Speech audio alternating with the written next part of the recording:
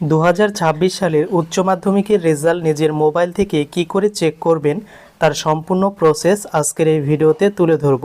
উচ্চ মাধ্যমিকের 4th সেমিস্টারের রেজাল্ট নিজের মোবাইল থেকে চেক করার জন্য একটি ক্রোম ব্রাউজার বা গুগল ক্রোমে চলে যাবেন এবং এরপর সার্চ বারে টাইপ করে দেবেন এক্সাম সরকারি রেজাল্ট ইনফো।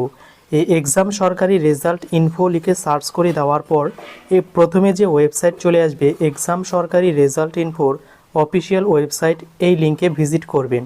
ভিজিট করার পর এই ইন্টারফেসটা ওপেন হবে।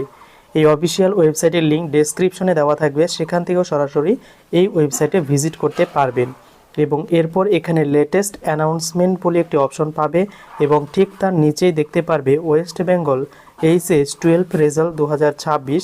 এই লিঙ্কের ওপর একবার ক্লিক করবেন, তারপর আবারও একটি নতুন পেজ খুলে যাবে এবং এই পেজের একদম নিচের দিকে চলে আসবে এবং নিচের দিকে চলে আসার পর দেখতে পারবেন ডাইরেক্ট লিঙ্ক কিন্তু দেওয়া রয়েছে উচ্চ মাধ্যমিকের রেজাল্ট চেক করার জন্য, WBHS রেজাল্ট। এবং এখানে দেখতে পাচ্ছ লিঙ্ক 1 ও লিঙ্ক 2 দুটো লিঙ্ক দেওয়া রয়েছে।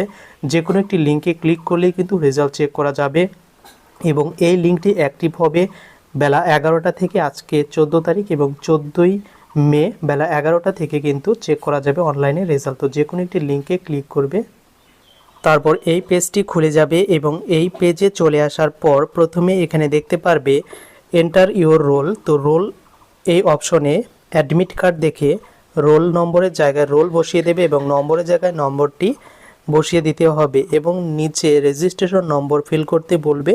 রেজিস্ট্রেশন অপশন এখানে কিন্তু দেওয়া থাকবে বা এখানে কিন্তু ফিল আপ করতে হবে।